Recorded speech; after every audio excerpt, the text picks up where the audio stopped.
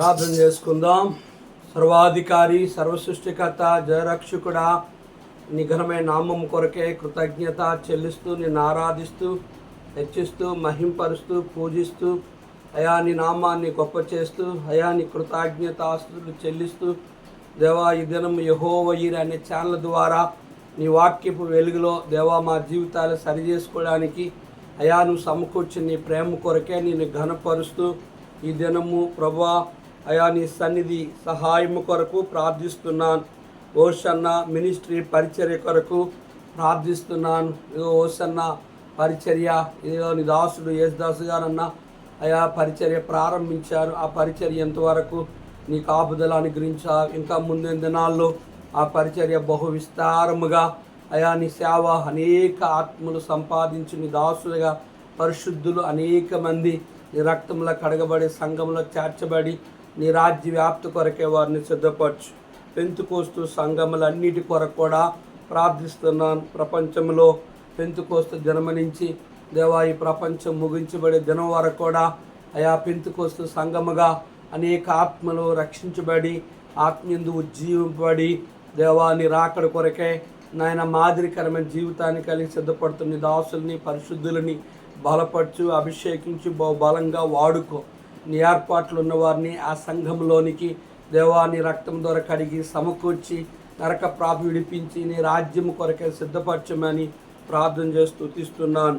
Independent సంఘములన్నిటి కొరకు ఇండివిజువల్గా దేవా నీ మీద ఆధారపడి నీ పిలుపుకి లోబడి సంపూర్ణంగా తన భార్య దాసుడు నీ సేవకురాలు దేవా వారి పిల్లలు నాయన నిన్ను నీ కొరకే సజీవ యాగముగా సమర్పణ చేసుకొని ఏ సంస్థ ఏ డొనేషను ఏ జీతము ఏ సంస్థ ఏ దొరల ద్వారా ఎవరి మీద సంఘం మీద ఆధారపడకుండా నీ మీద ఆధారపడి నీ దాసుల్ని బలంగా అభిషేకించి వాడుకో.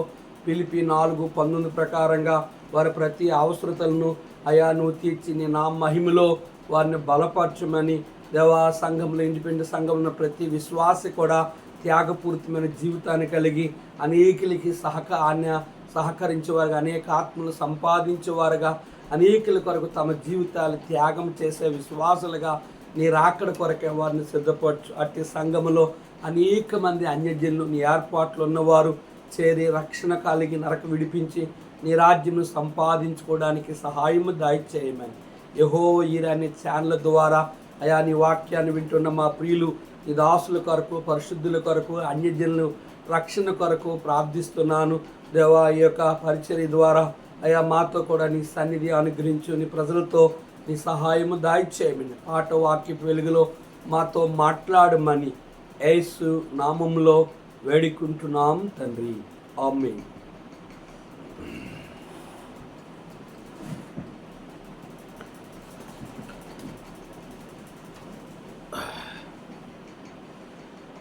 కొత్త పాటల పుస్తకాల నుండి సియోను గీతాల్లో చేర్చబడిన పాటలో ఒక పాట పాడుకుందాం.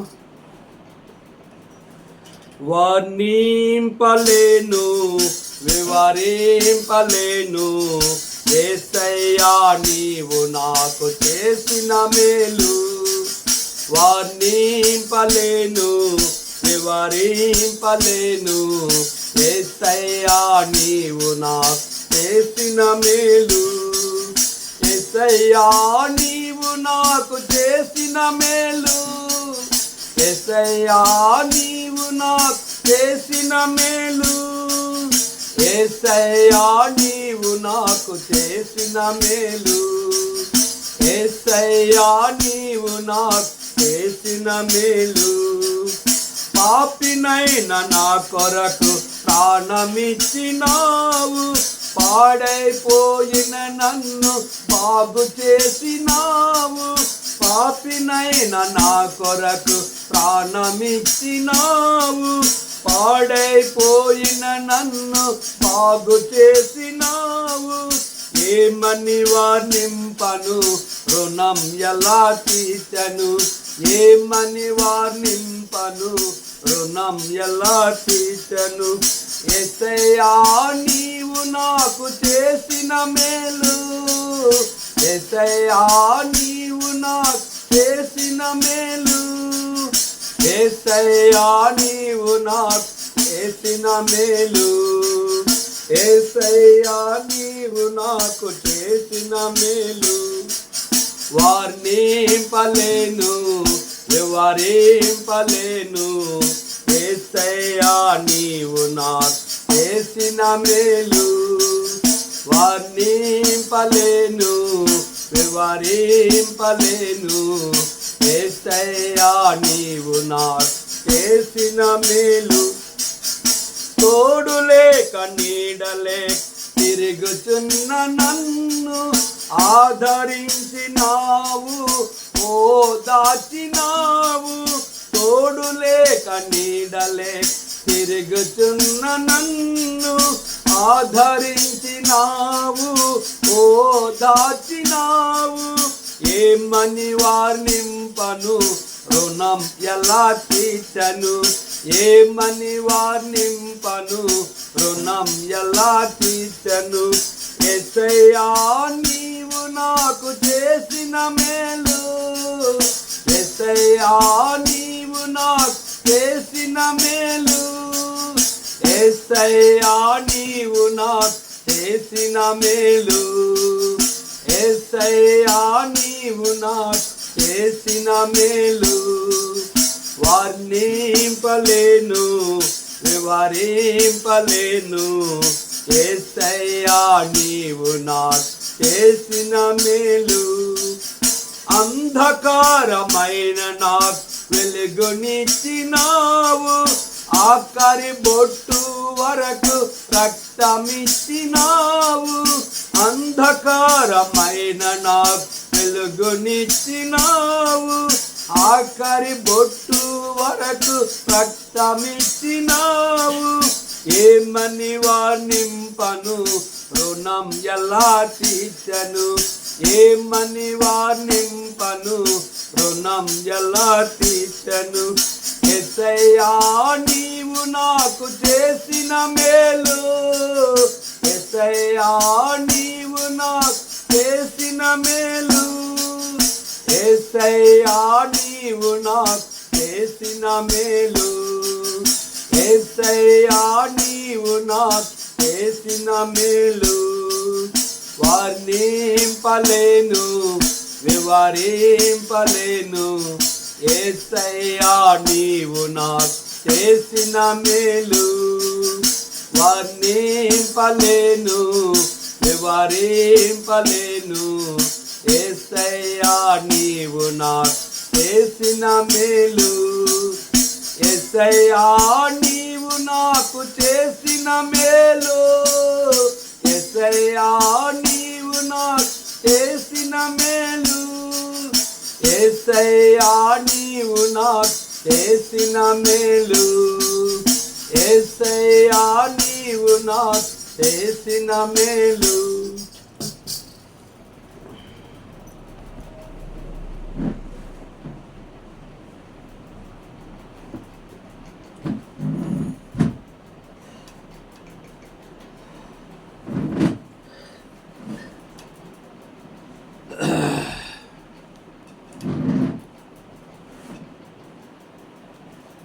దేవుని వాక్యాన్ని చదువుకుందాం.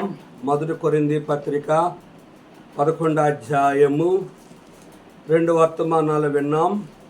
3వ వర్తమానాన్ని కొరింథీ పత్రిక 10వ అధ్యాయం 11వ అధ్యాయం నుంచి విందాం. 8వ వచనం నుంచి చదువుకుందాం. ఏలననగా స్త్రీ పురుషుని నుండి కలిగినే గాని పురుషుడు స్త్రీ మూలముగా కలగలేదు, మరియు స్త్రీ పురుషుని కొరకే గాని పురుషుడు స్త్రీ కొరకు సృష్టింపబడలేదు. ఇందువలన దేవదూతలను బట్టి అధికార సూచన స్త్రీకి తల మీద ఉండవలను.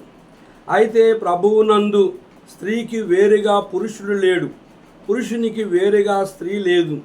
స్త్రీ పురుషుని నుండి ఎలాగూ కలిగినో అలాగే పురుషుడు స్త్రీ మూలముగా కలిగిను. కానీ సమస్తమైనవి దేవుని మూలముగా కలిగి ఉన్నవి. ఆ శ్రేష్టాంబు గ్రంథములో చోట చూచిన ఆధరణయున్నది, సుఖ దుఃఖములో వాగ్దానమున్నది.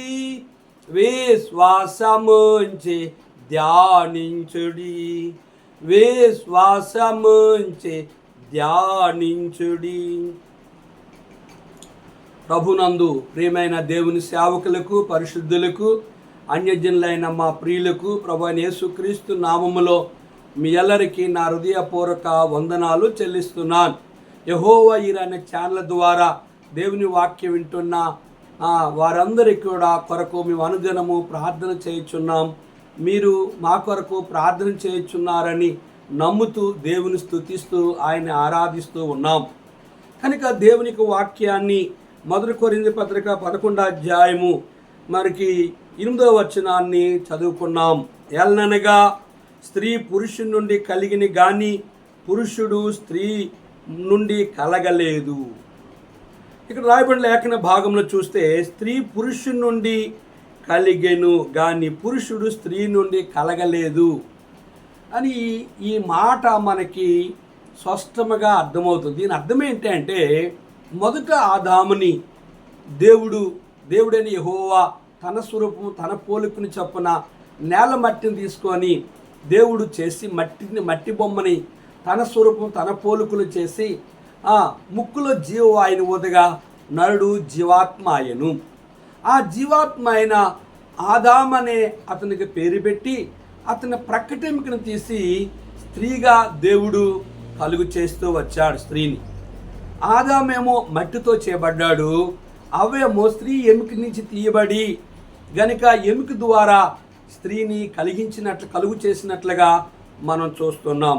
అందుకే ఈ లేఖనంలో స్త్రీ పురుషుని నుండి కలగలేదు కానీ స్త్రీ మొదటగా పురుషుని నుండి కలగలేదు.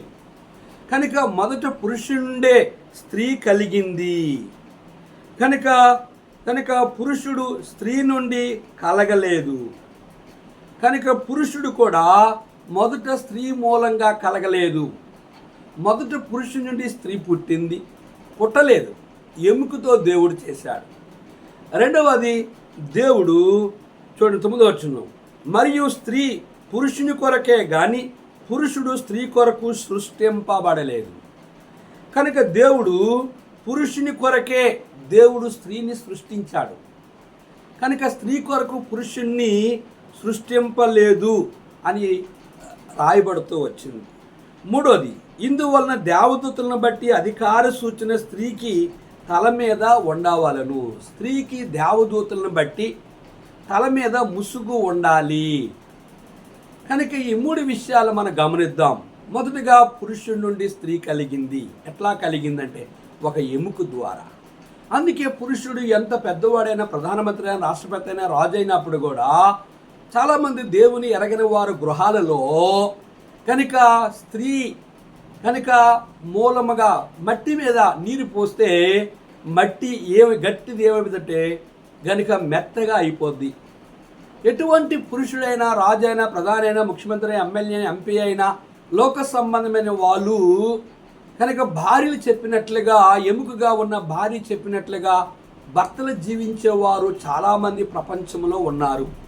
అంటే పురుషుడు స్త్రీ దగ్గర బలహీన కలిగిన కారణం ఏంటంటే పురుషుడు మట్టితో చేయబడ్డాడు. రెండోది, పురుషుడి నుంచి ఎముక తీసే ఎముకని స్త్రీగా చేశాడు దేవుడు స్త్రీని. అందుకే చాలా గృహాలలో స్త్రీలే తమ ఇంటిని, తమ భర్తని, తమ పిల్లలని పరిపాలన చేసేవారుగా మనకు కనిపిస్తున్నారు. కానీ ఎఫెసీ పత్రిక గత వారంలో మనం చూసాము, సంఘము క్రీస్తుకు లోబడినట్లుగా భార్యలు కూడా ప్రతి విషయంలో తమ స్వపురుషులకు లోబడాలి. ప్రభువైన యేసుక్రీస్తు వారు ఏం చెప్పారంటే, సంఘం అనే భార్య ముండము, స్త్రీ యేసుప్రభువారి అనే శిరసత్వానికి దేవునికి లోబడ్డాది. అలాగే విశ్వాసులైన భార్య కనుక శిరసైన భర్తకు, తలకాయకి తలగా ఉన్న భర్తకి లోబడాలి.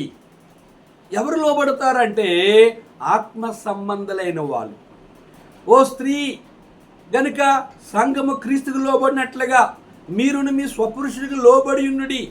ఆత్మ సంబంధమైన సేవకురాలు, ఆత్మ సంబంధమైన విశ్వాసులు. అబ్రహాము భార్య అయిన శారా తన వృద్ధాప్యం వరకు కూడా ఆత్మ సంబంధమైంది గనుక తమ స్వపురుషుడైన తన భర్తని, అబ్రహామును యజమానుడని పిలిచినట్లుగా మనము విన్నాం. రెండోది మనం గమనించినట్లయితే పురుషుని కొరకు దేవుడు స్త్రీని సృష్టించలేదు కానీ, స్త్రీ నుంచి పురుషుని సృష్టించలేదు కానీ, ఇరువురిని ఒకరిగా చేయడానికి దేవుడు ఇష్టపడి ఇరువురు కూడా ఏం చేస్తున్న స్త్రీ పురుషుని కొరకే కానీ పురుషుడు స్త్రీ కొరకు సృష్టింపబడలేదు కనుక. ఇంకా చూస్తున్నట్లుగా పురుషుడు స్త్రీ పురుషుని నుండి కలిగినే కానీ పురుషుడు స్త్రీ మూలముగా కలగలేదు. పురుషుడి నుండి స్త్రీ వచ్చింది కనుక మరలా స్త్రీ నుండి పురుషుడి లోకానికి వచ్చాడు. అలాగే ప్రపంచంలో స్త్రీ పురుషులు విస్తరణ కలిగి ప్రపంచమంతా విస్తరించారు. కానీ దేవుడు వీళ్ళు చెప్పాడు ఆదికాండం 1వ అధ్యాయంలో, మీరు ఫలించి అభివృద్ధి పొంది భూమి నిర్మించి దాన్ని లోపొచ్చుకోండి, సముద్రపు చేపలను ఆకాశ పక్షులను ఏలిడి అని దేవుడు వారికి అధికారం ఇచ్చి వారిని ఆశీర్వదిస్తే వారు సృష్టికర్త అనే మాట వినలేని వారే అవిధేయులుగా ఉన్నట్లుగా మనం చూస్తున్నాం. మూడోది ఇక్కడ మనం గమనించినట్లుగైతే స్త్రీ తల మీద దేవదూతను బట్టి, ఇందువలన దేవదూతను బట్టి దేవదూతను బట్టి అధికార సూచన స్త్రీకి తల మీద ఉండవలను. అధికారం అంటే దేవునికి లోబడేతనము అనేది స్త్రీకి ఉండాలి. అందుకే స్త్రీ తల మీద ముసుగు వేసుకోవాలి. ముసుగు వేసుకోవడము అంటే అర్థం ఏంటంటే తన భర్తని గౌరవించడం, తన సృష్టికర్తన దేవునికి లోబడ్డం. దేవునికి లోబడితే తన భర్తకి లోబడతారనేది గత వారం మనం చూసాము. కనుక రెబెకా ఆ యొక్క మనుషుడు ఎవరు అడిగినప్పుడు అతడే నీ కాబోయే భర్త అని చెప్పినప్పుడు ఆమె ముసుగు వేసుకుంది. ముసుగు దేనికి సాదృశ్యం అంటే తమ్మును తాము మరుగుపరుచుకోవడానికి, తమ్మును తాము తన భర్త ఎదుటికి లోబడ్డానికి, తన భర్తని ఘనపరిచినట్లుగా దాని యొక్క అర్థం. నీ స్త్రీలారా మీ స్వపురుషులకు లోబడి ఉండుడి. విశ్వాసులైన భార్యను బట్టి, విశ్వాసులైన సేవకురాలను బట్టి దేవుని వాక్యం ఎరగని అన్య స్త్రీలు, దేవుని వాక్యం ఎరగని అన్య సంబంధమైన లోక సంబంధమైన వారు ప్రభువైన యేసుక్రీస్తు వారిని వారు ఎరగాలి, వారు మారాలి, వారు లోబడాలి అంటే చూడండి, వారికి దేవుని వాక్యము లేదు గనుక దేవుని వాక్యము ఎంతో స్పష్టంగా తెలియచేసినట్లుగా మనం చూస్తున్నాం. చూడండి ఇక్కడ గమనించినట్లుగైతే ఈ లోకంలో మనము చూడండి 1 పేతురు 3వ అధ్యాయంలో మరలా చదువుతాను. అటువలే స్త్రీలారా మీరును మీ స్వపురుషులు లోబడి ఉండుడి. ఇందువలన వారిలో ఎవరైనా వాక్యమునకు అవిధేయులైతే వారు భయముతో కూడిన మీ పవిత్ర ప్రవర్తన చూచి వాక్యము లేకుండానే తమ భార్యల నడవడి వలన రాబట్టబడవచ్చును. అన్య స్త్రీలకి, లోక సంబంధమైన స్త్రీలకి వాక్యం లేదు, వారికి నిరీక్షణ లేదు పరలోకం విషయంలో. వారు ఆయన రక్తములో కడగబడలేని వారుగా ఉన్నారు. అటు వారు వాక్యం దగ్గర రావాలంటే వాక్యమనే ఆది అందు వాక్యము దేవుడైన కనుక దేవుని యొద్ద ఉన్న వాక్యం, ఆ వాక్యమే దేవుడు. వాక్యమైన దేవుడు వారికి లేరు కనుక విశ్వాసులైన స్త్రీలు బట్టి అన్య స్త్రీలు ప్రభువైన యేసుక్రీస్తు వారిని ఎరగాల. సేవకురాళ్ళను బట్టి దేవుని వాక్యాన్ని ఎరగని అన్య స్త్రీలు మీ మంచి ప్రవర్తన చూసి వారు ఎట్లా మారాలని మనం చూస్తే, జల్ల అల్లుకొంటూ, బంగారు నగలు పెట్టుకుంటూ, వస్త్రము ధరించుకుంటూ, వెలిపిట అలంకారం మీకు అలంకారముగా ఉండక. ఇది దేవుని సేవకురాలకి, పరిశుద్ధులైన దేవుని పిల్లలకు, స్త్రీలకు ఇది జడలు అల్లుకుంటూ, బంగారు నగలు పెట్టుకుంటూ, వెలిపిట అలంకారం మీకు అలంకారంగా ఉండక. దేవుని పిల్లలుగా మీరు ఎట్లా ఉండాలి? ఇది లోక సంబంధమైన వారు ధరించుకునేవారు. 4వ వచనం, సాధువైనట్టు మృదువైనట్టు గుణమను అక్షయ అలంకారము గల మీ హృదయపు అంతరంగ స్వభావము మీకు అలంకారముగా ఉండవలను, అది దేవుని దృష్టికి మిగిలి విలువ గలది. గమనించారా?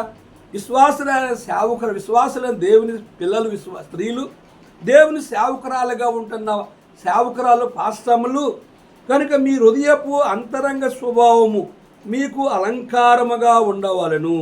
సాధువైనట్టు మృదువైనట్టు అక్షయమైన గుణము కలిగిన వారే గనుక మీ అంతరంగ స్వభావము మీకు అలంకారముగా ఉండవలను. కానీ ఇక్కడ అంతరంగం అంటూ చూస్తే అంతరంగ పురుషుడు ప్రభువైన యేసుక్రీస్తు వారిని నీలో నుంచి ఇతరులకి చూపగలగాలి. ఆ పురుషుడైన యేసు ప్రభువును చూపించినట్లయితే ఆయనకి నువ్వు లోబడినట్లయితే మీ స్వపురుషులకు నువ్వు లోబడతావు. నీ సొంత పురుషుడైన నీ భర్తకు నువ్వు లోబడతావు.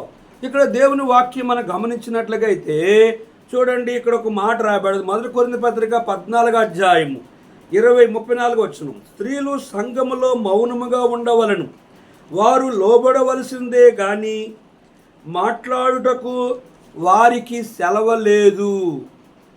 ఇలాగూ ధర్మశాస్త్రము చెప్పుచున్నది, వారు ఏమైనా నేర్చుకున్న గోరిని ఎడల ఇంట తమ తమ భర్తలను అడగవలను.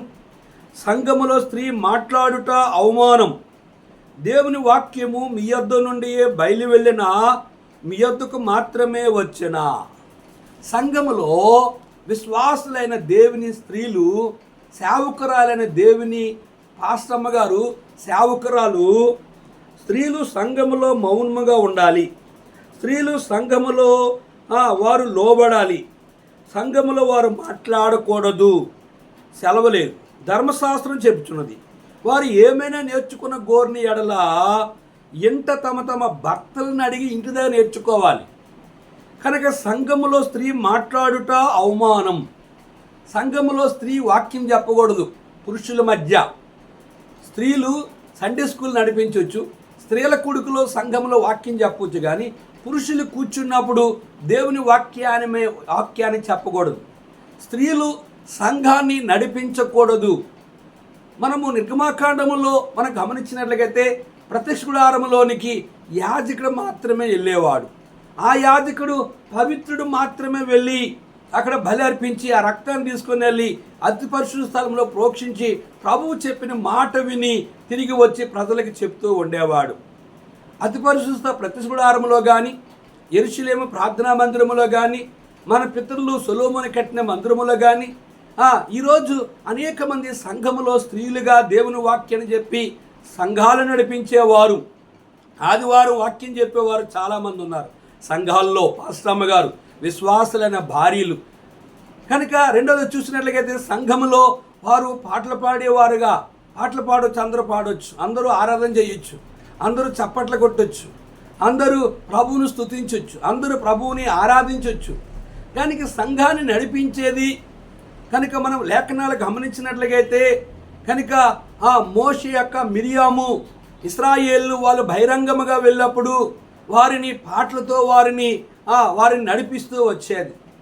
కనుక అనేక మంది స్త్రీలు వాళ్ళు ఆ రోజుల్లో ఉన్న పరిస్థితులు బట్టి వారు సువార్తను ప్రకటిస్తూ పాటలు పాడుతూ దేవుడు వారిని వాడుకొని ఎస్తేర్ని కానీ రూతుని కానీ కనుక అనేక మంది స్త్రీలను వాడుకొని వారు దేవుని ప్రజలకు ఆత్మీయ సంబంధమైన ప్రోత్సాహకరంగా వారు ఉన్నారు.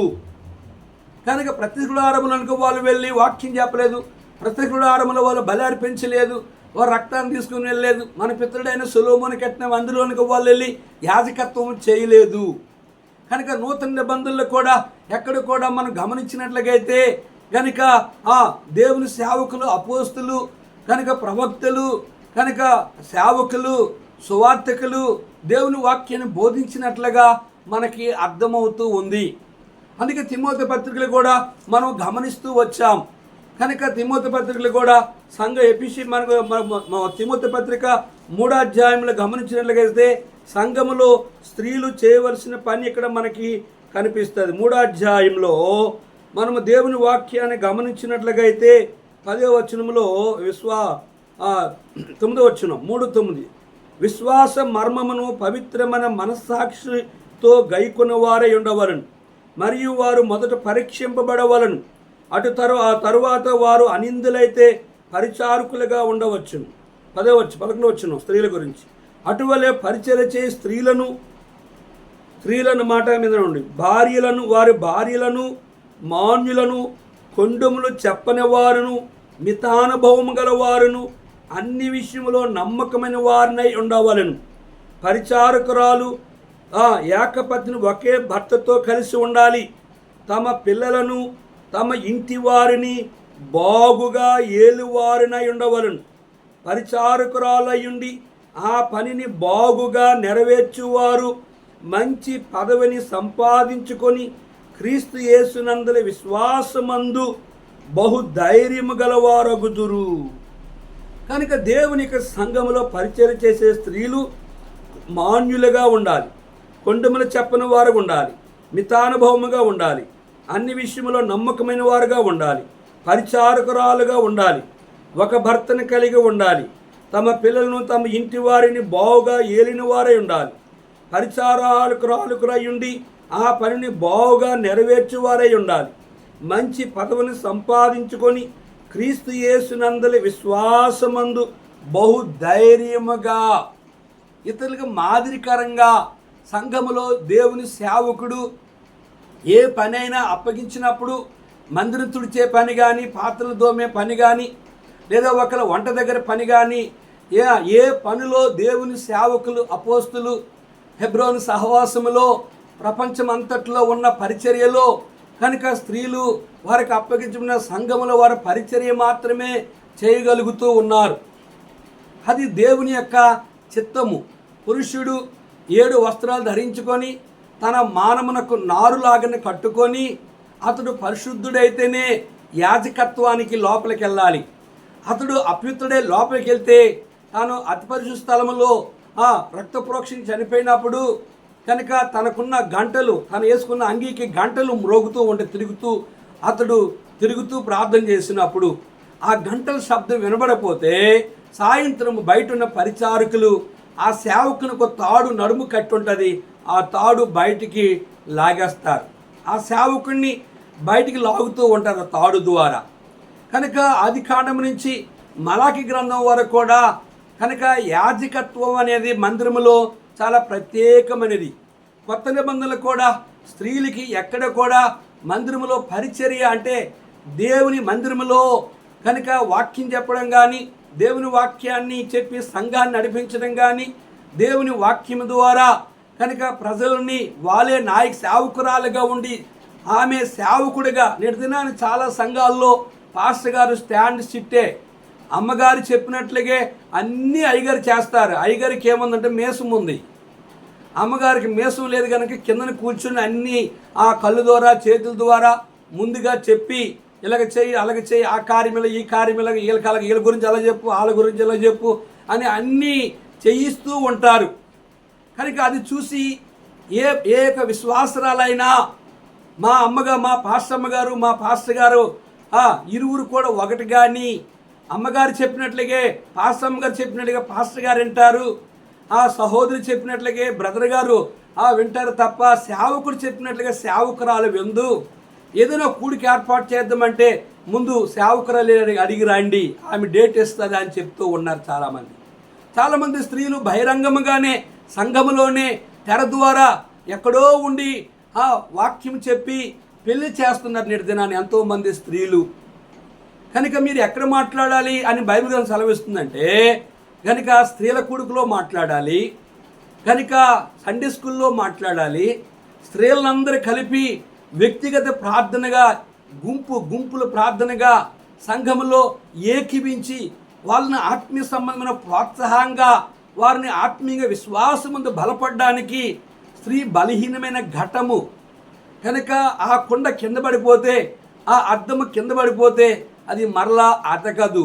ఇదే విషయాన్ని అబ్రహాము భార్య అనే శారా అబ్రహాముకి లోబడినప్పుడు కూడా అబ్రహాము శారా మాట విని ఇస్మాయిల్ను బయటకు తీసుకొచ్చిన కారణం చేత ఆ రోజు నుంచి ఈ రోజు వరకు కూడా చివరి ప్రపంచ నాశన దినం వరకు కూడా సొంత అన్నదమ్ములు ఇంటిలో గొడవ, మనస్పర్ధలు, వ్యతిరేక భావం.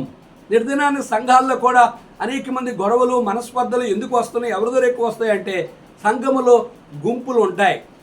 కనుక 2 గుంపులు, ఒక విశ్వాస గుంపు, ఒక అవిశ్వాస గుంపు. విశ్వాసులు చెప్పినట్టుగా అవిశ్వాసులు అనరు, అవిశ్వాసులు చెప్పినట్టుగా విశ్వాసులు చేయరు. వీరంటే వాళ్ళకి పడదు, వాళ్ళంటే వీళ్ళకి పడదు.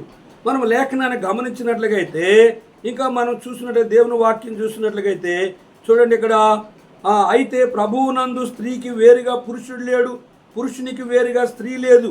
స్త్రీ పురుషుని నుండి ఎలా కలిగినో అలాగే పురుషుడు స్త్రీ మూలంగా కలిగిన కానీ సమస్తమైనవి దేవుని మూలముగా కలిగిన. కనుక పురుషుడి నుండి స్త్రీ వచ్చింది, స్త్రీ నుండి పురుషుడు వచ్చాడు, పురుషుడి ద్వారా మరలా స్త్రీ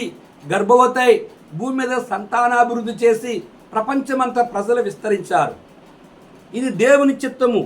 అందుకే రాయబడిన లేఖన భాగం చూస్తే, కానీ సమస్తమైనవి దేవుని మూలముగా కలిగాయి. ఈ ఎవరి మూల కలిగాయి?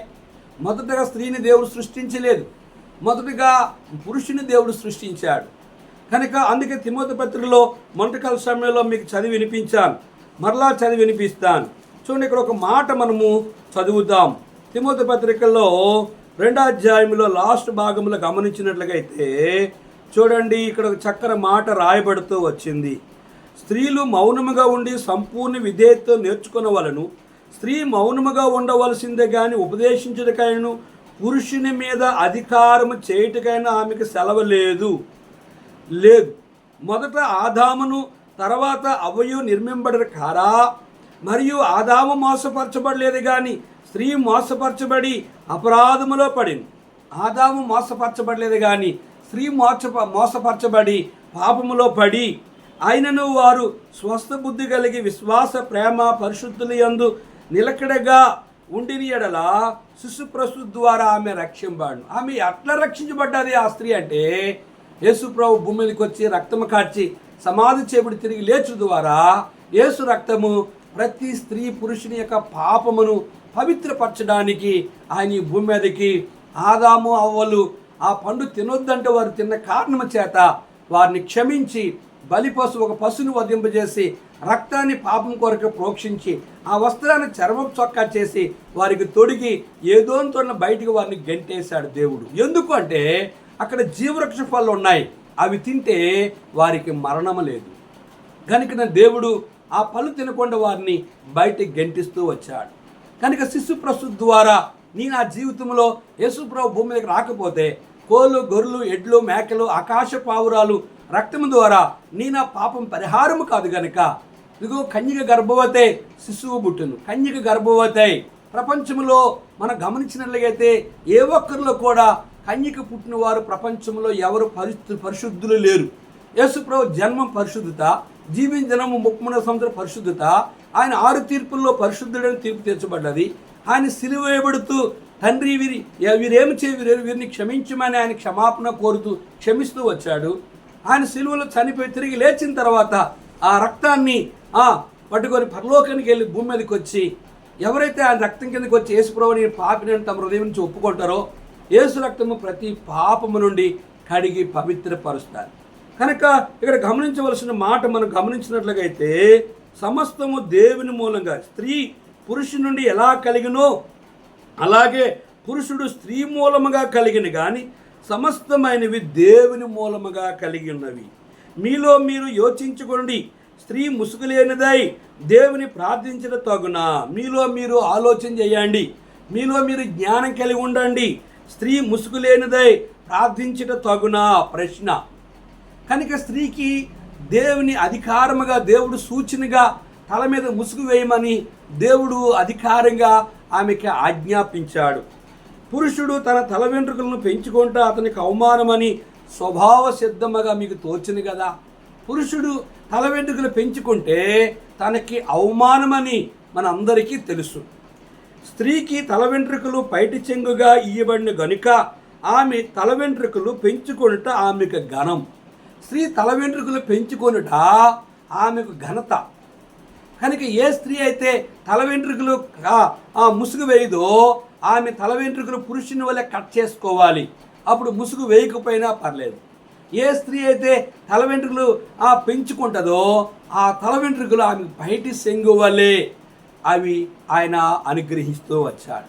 ఏ స్త్రీ తల వెంట్రుకలు పెంచుకుంటుందో అది ఆమెకు ఘనత.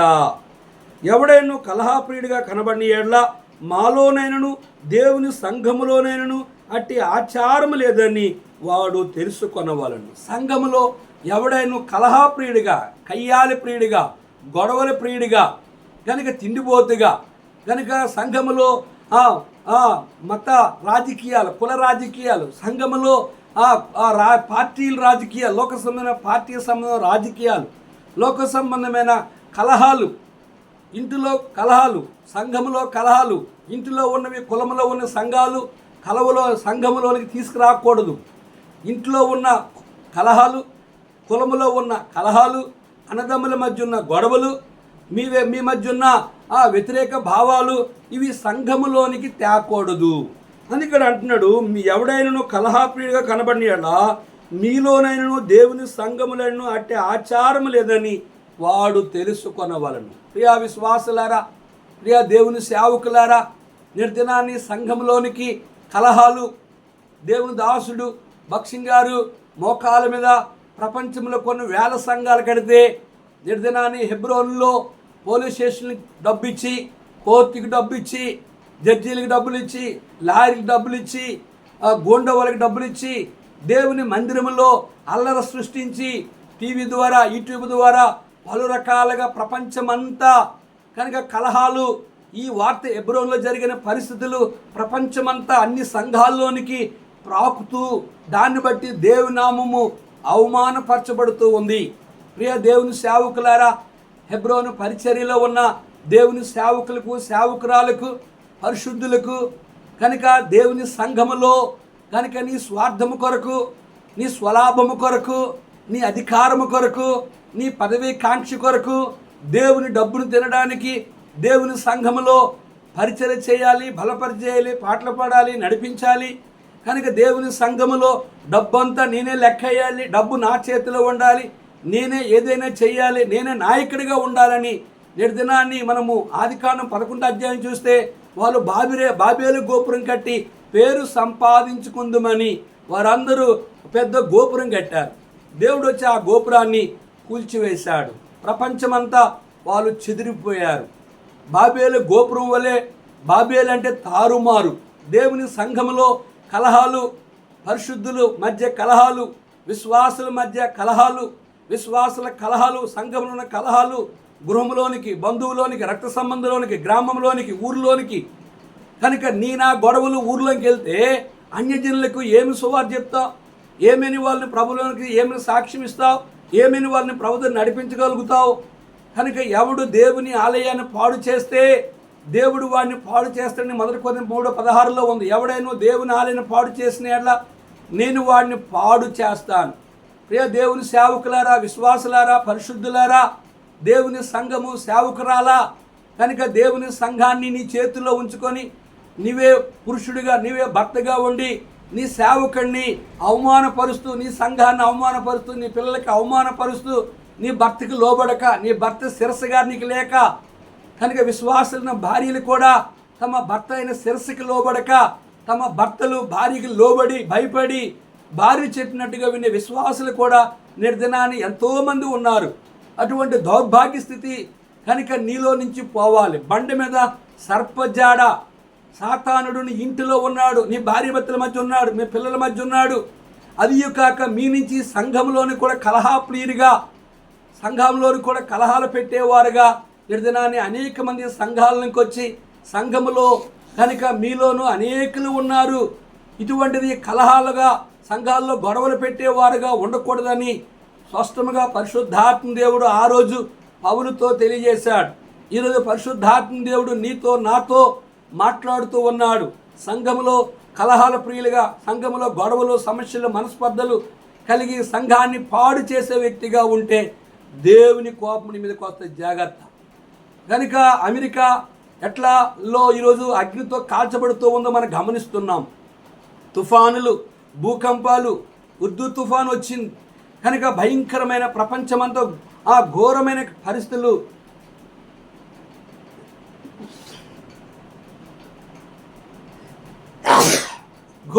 పరిస్థితులు జరుగుతూ ఉన్నాయి. దేన్ని బట్టి అంటే దేవుని కోపము గనుక సొదొమ గుమార మీద మొదట గంధపు చెక్క రాలింది, 2 ఆకాశం నుంచి అగ్ని రాలింది.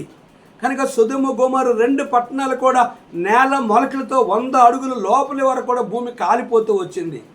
కనుక దేవుని ఆలయాన్ని పాడు చేసి దేవుని సంఘాల్లో కలహాలు, పార్టీలు, కులాలు, దేవుని సంఘములో స్త్రీ పరిపాలన, ఇది దేవుని కోపానికి గురి. కనుక దేవుని ఉగ్రతను గురి కాకుండా దేవుని ఉగ్రతను తప్పించుకునే వాడుగా, సేవకుడుగా, సేవకురాలుగా, పరిశుద్ధులుగా ఉంటే యెహోవా చేత ఆశ్రయించబడినవాడా లోనికి రా. ఈ లోకంలో కూడా నువ్వు ఆశ్రయించబడతావు.